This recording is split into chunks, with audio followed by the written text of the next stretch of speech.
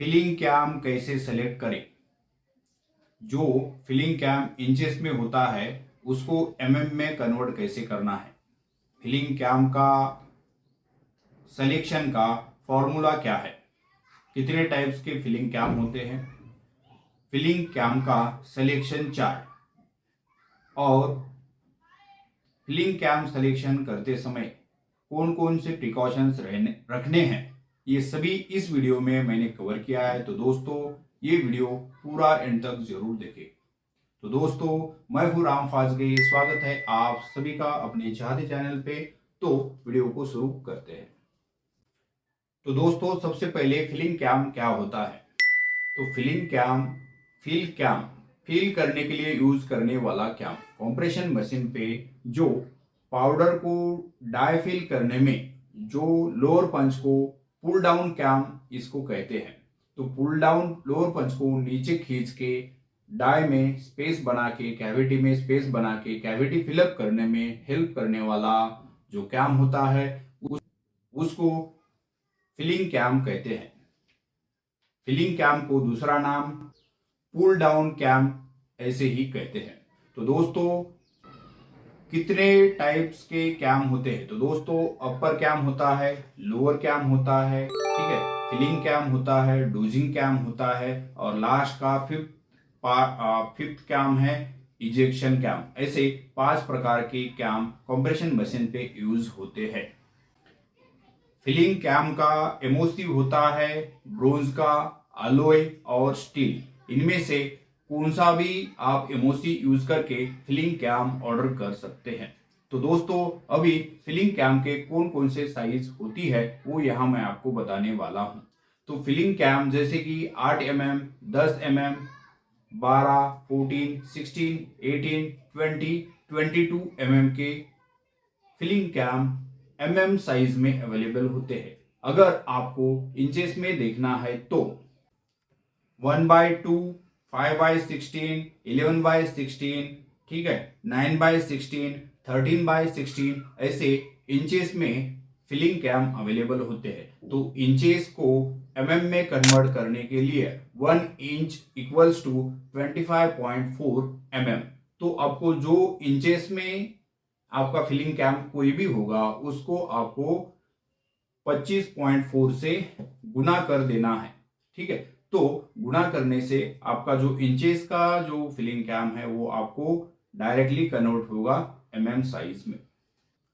दोस्तों कोई भी आप फिलिंग कैम का फॉर्मूला यूज करके फिलिंग कैम की जो वैल्यू आएगी वो वैल्यू से कभी भी 1 से 2 आपको फिलिंग कैम ज्यादा का सेलेक्ट करके आपको मशीन पे इंस्टॉल करना है। ये इसलिए क्योंकि फिलिंग कैम अगर आप समझ लो 16 का कैलकुलेशन में आया तो आपको 18 का फिलिंग कैम मशीन पे इंस्टॉल करना है। इसका रीजन ये है कि अगर आप थोड़ा 2 का ज्यादा फिलिंग कैम यूज करोगे तो जो भी वेट वेरिएशन और प्रोडक्ट लॉस है उसको मिनिमाइज करने के लिए 1 से 2 का फिलिंग कैम मशीन पे इंस्टॉल करना आवश्यक है।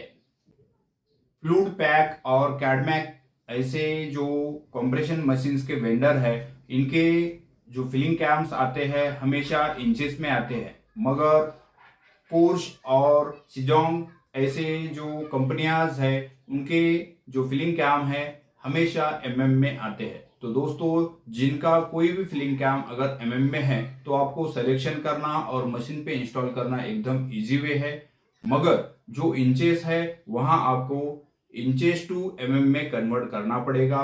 फिर जैसे 16 का फिलिंग कैम आता है तो 16 प्लस 2 का फिलिंग कैम आपको मशीन पे इंस्टॉल करना होता है। दोस्तों अगर आपके प्रोडक्ट में कोहेसिव यानी कि स्टिकी टाइप के प्रोडक्ट्स है या अब्रेसिव टाइप के प्रोडक्ट्स है तो उस केसेस में आपको फिलिंग कैम जो 16 या +2 तो इससे भी ज्यादा का आपको जैसे समझ लो तो आपको हो सकता है कि उसमें 18 या 20 का फिलिंग कैम लगाने की आवश्यकता हो सकती है। क्यों बोलो तो स्टिकी नेचर है या कोहेसिव प्रोडक्ट है तो डाई फिल प्रॉपरली उस केसेस में नहीं हो सकता। तो आपको उस केसेस में सेपरेटली स्टडी करके या आपके एक्सपीरियंस के हिसाब से आपको फिलिंग कैम थोड़ा ज्यादा हायर साइड का लगाना पड़ सकता है। तो दोस्तों, कोई भी फिलिंग कैम सिलेक्शन करते समय आपको टैबलेट का एवरेज वेट, उस प्रोडक्ट की बल्क डेंसिटी, पंच सरफेस एरिया, ठीक है, इतनी चीजें आपको पहले से ही पता होना जरूरी है। अगर ये चीजें आपको पता है तो डेप्थ ऑफ फिल आपको कैलकुलेशन करना है। डेप्थ ऑफ फिल कैलकुलेशन करके जो आंसर आएगा वो होगा आपका फिलिंग कैम सिलेक्शन, और वो फिलिंग कैम यूज करके आप अपना कंप्रेशन मशीन रन कर सकते हो। फिलिंग कैम यूज करते समय कुछ आपको प्रिकॉशंस रखनी पड़ती है कि जैसे कि देखो, पंचेस पे ऑयल लगा हुआ होता है, मशीन रनिंग पे, स्पीड मशीन पे क्या हो सकता है कि पंच रोटेट करके, कैम में रोटेट करके वहां फ्रिक्शंस होता है, पाउडर स्प्लेज होगा, पंच से फिर वो ऑयल लगेगा, उसके ऊपर पाउडर स्टिक होगा, बर होगा, और वो बर गिर के आपके प्रोडक्ट में जाके ब्लैक स्पॉट्स क्रिएट करने के चांसेस होते हैं। तो दोस्तों, इसको अवॉइड करने के लिए आपको मशीन की प्रॉपर क्लीनिंग होनी जरूरी है। अगर स्टिकी प्रोडक्ट है तो आपको बार बार मशीन रोक के पंच, हेड, बैरल, चाहे तो गैलरी, जो भी है वो आपको क्लीन करते रहना पड़ेगा। प्लस आपका मशीन पे ऑटोमेटिक जो सक्शन होता है, वैक्यूम सक्शंस होते हैं, वो प्रॉपरली फंक्शंस करने चाहिए। अगर नहीं करेंगे तो डस्ट जनरेट होगा, वो डस्ट अल्टीमेटली आपके पंच टिप पे, बैरल पे, हेड पे जाके बैठेगा और वो ब्लैक स्पॉट क्रिएट करने के चांसेस होते हैं। तो इसलिए आपको जब भी फिलिंग कैम का सिलेक्शन आता है उस केसेस में ये चीजें भी ध्यान में रखना अति आवश्यक है। तो दोस्तों, इस साइड डी टूलिंग है, इस साइड बी टूलिंग है। मुझे किसी मेरे सब्सक्राइबर भाई ने पूछा था कि 13/16 इक्वल्स टू 20 mm कैसे आता है, इसको कैलकुलेट कैसे करते हैं। तो दोस्तों, ये इंचेस में है, तो 13/16 इंचेस है, तो 13/16 करोगे तो आपको आएगा 0.8125 इंटू, आपको इस वैल्यू को mm में कन्वर्ट करना है। तो मैंने 1 इंच इक्वल्स टू 25.4 mm बोला था, तो 25.4 से आपको गुना करना है, तो आपका आंसर आएगा 20 mm। ठीक है। दूसरा है डी टूलिंग में 9/16, तो इसको आप 9 डिवाइडेड बाय 16 करोगे तो 0.5625 आएगा, इंटू 25.4 करोगे तो 14 mm का आपको फिल कैम आंसर आएगा। सेम है 5/16 का 0.3125 इंटू 25.4 इक्वल्स टू 8 mm। तो दोस्तों, ये आपको दिख रहा है, तो ये 20 mm है फुल फिलिंग कैम, दूसरा है 14 का मीडियम का, और 8 mm है वो मिनिमम। अगर आपका मशीन पे सबसे कम एवरेज वेट है तो आपको इस तरह से 8, 14 और 20 mm के फिल कैम यूज करने होते हैं। अगर आपके मशीन के वेंडर के हिसाब से अगर आपके फिलिंग कैम mm में आ रहे हैं तो आपको कोई दिक्कत नहीं है, मगर जब इंचेस में होता है तो इस तरह से कन्वर्ट करना होता है। नेक्स्ट है इधर बी टूलिंग का। बी टूलिंग का है 11/16, 0.6875 इंटू 25.4 करोगे तो 17 mm आएगा। 17 mm ये फुल फिल हो गई, 12 mm मीडियम फिल हो गई, और 7 mm मिनिमम फिल हो गई। तो 1/2, 5/16 ये इंचेस में बी टूलिंग के फिलिंग कैम होते हैं। कैम के टाइप्स है डोजिंग कैम और इजेक्शन कैम, ऐसे 5 प्रकार के कैम होते हैं। तो इसका चार्ट अगर आप सिलेक्शन का देखोगे तो टैबलेट की साइज दी है 0 से 5 mm की, तो आपको इसका फिलिंग कैम लगेगा 6 mm का। 5 से 8 mm की टैबलेट की साइज होगी तो 9 mm का। 8 से 11 mm की अगर साइज है टैबलेट की तो 12 mm का फिलिंग कैम लगेगा। 11 से 14 है तो 15 mm का। 15 से 18 है तो 19 mm का आपको फिलिंग कैम यूज करना होता है। कैम साइज है आपको अवेलेबल होते हैं 8, 10, 12, 14, 16, 18, 20, 22 mm के।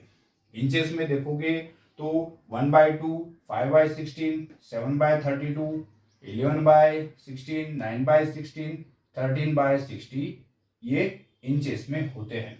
तो दोस्तों सबसे इंपॉर्टेंट जो फिलिंग डेप्थ है उसका फॉर्मूला मैंने यहाँ आपको डिक्टेट किया हुआ है। Tablet average weight in mg divided by punch surface area mm²। अगर आपका पंच राउंड शेप में है तो mm² लेना है, अगर आपका पंच कैप्सूल शेप में है तो आपको लेंथ इनटू विड्थ लेना होता है।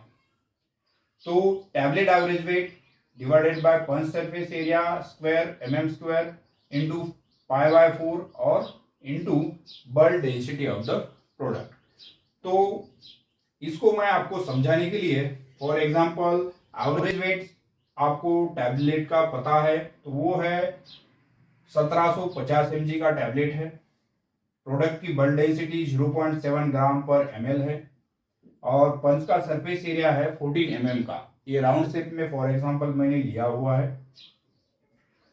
तो फिलिंग डेप्थ आपको कैलकुलेट करने के लिए 1750 डिवाइडेड बाय 14 mm का पंच है तो यहाँ क्या है पंच सरफेस एरिया mm², तो 14 इंटू 14 लिया इंटू पाइप की वैल्यू है 3.14 डिवाइडेड बाय 4 और बल्क डेंसिटी है 0.70।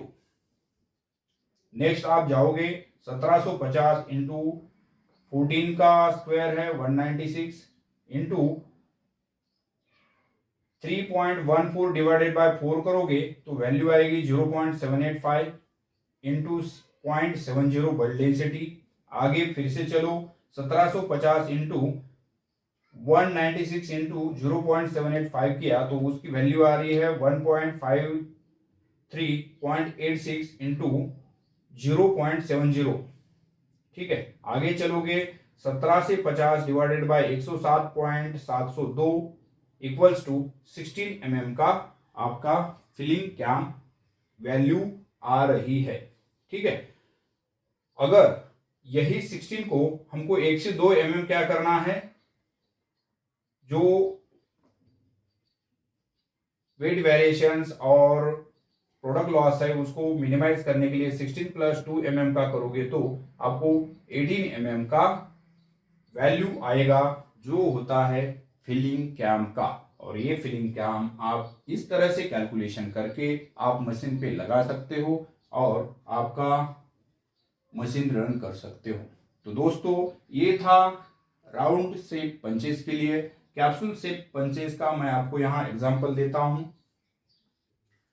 अगर दोस्तों हमने पिछले फॉर्मूला में चेक किया था कि राउंड शेप का कैलकुलेशन कैसे करते हैं राउंड शेप पंचेस के लिए, अभी यहाँ अगर कैप्सूल शेप में आपके पंच है तो filling depth tablet average weight in mg, capsule shape है तो लेंथ इनटू विड्थ हो गई पंच सरफेस एरिया की और π/4 इनटू प्रोडक्ट बल्क डेंसिटी। ठीक है, एवरेज वेट टैबलेट का 1750 mg है, पंच का डायमेंशन है 19 × 10। ठीक है, बल्क डेंसिटी है 0.70 ग्राम पर ml।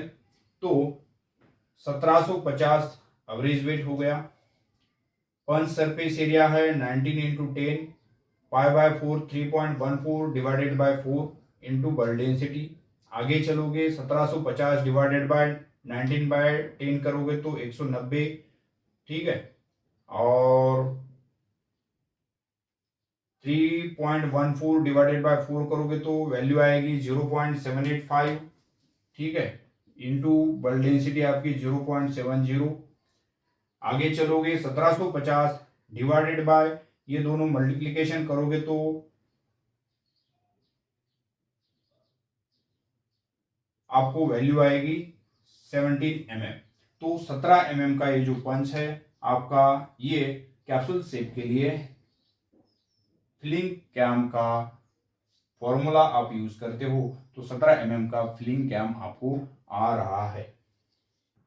तो होप दोस्तों ये फिलिंग कैम कैसे सेलेक्ट करते हैं, क्या फॉर्मूला था, किस तरह से प्रिकॉशंस लेनी है, क्या क्या सिलेक्शन फैक्टर होते हैं और एमओसी कितने टाइप्स के होते हैं, तो ये सभी टेक्निकल चीज़ें इस वीडियो में कवर किए हैं। तो आशा करता हूं कि ये वीडियो आपके लिए बेनिफिट होगा, आपके लिए यूज होगा, आपका इंटरव्यू इससे क्रैक हो सकता है। तो दोस्तों होप कि ये सभी इंफॉर्मेशन आपके लिए बेनिफिट हो।